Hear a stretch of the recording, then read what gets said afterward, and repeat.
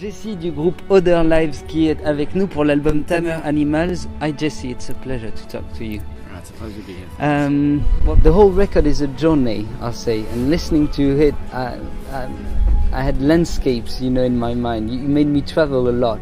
I don't know if you conceived that record that way. You know, we did actually. You know, we had been in some way or another wanting to make Tamer Animals for the last 10 years. You know, we've been a band for a long time.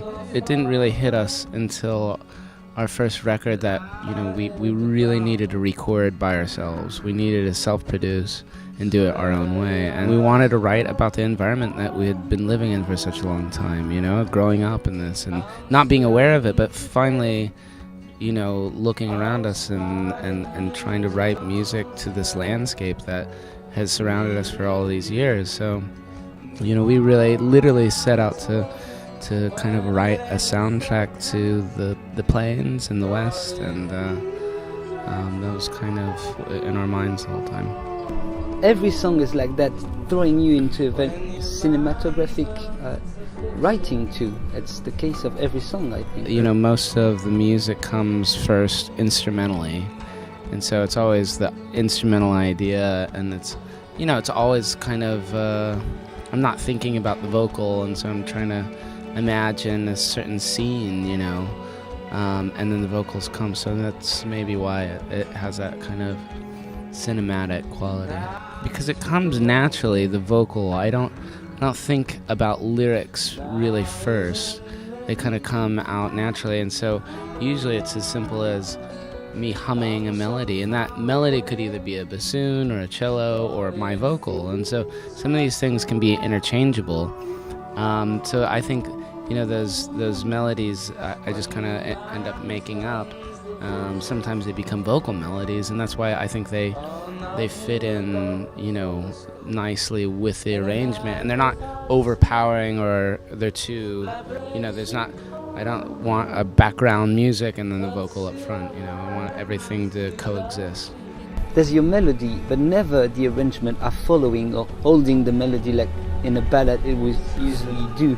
You know, it's orchestral, and the strings are here to answer to the melodies, and that's a very clever balance you're finding here, I think. Thank you very much. I think it's, you know, it's that interesting kind of interplay of vocal and kind of, you know, melodies as kind of counterpoint, and this back and forth and the balance between those two, you know.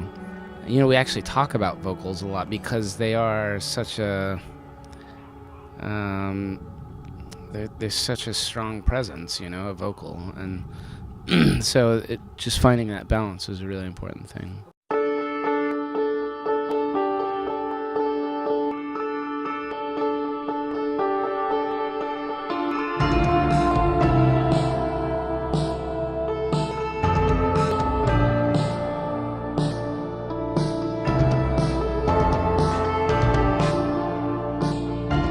Sometimes it's almost like a chamber music. Right. I do feel like that. You know, the strings, we work on strings so much on that record.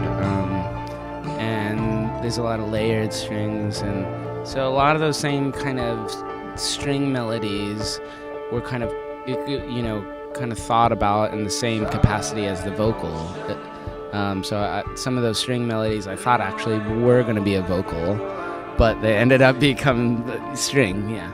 And we actually, in some ways, failed on this record because we wanted to really go for a record that took out all of our traditional instruments that we had been doing, guitar, piano.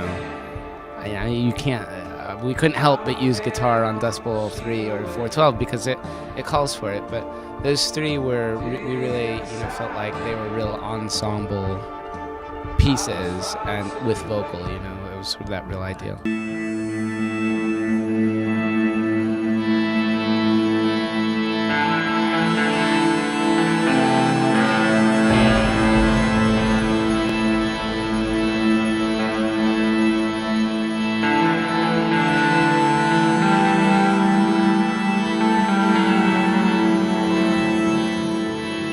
there's something we should say, there's a ghost on that record, is Ennio Morricone. I don't know if you're a big fan of him. Such a huge fan. All statues and all the songs.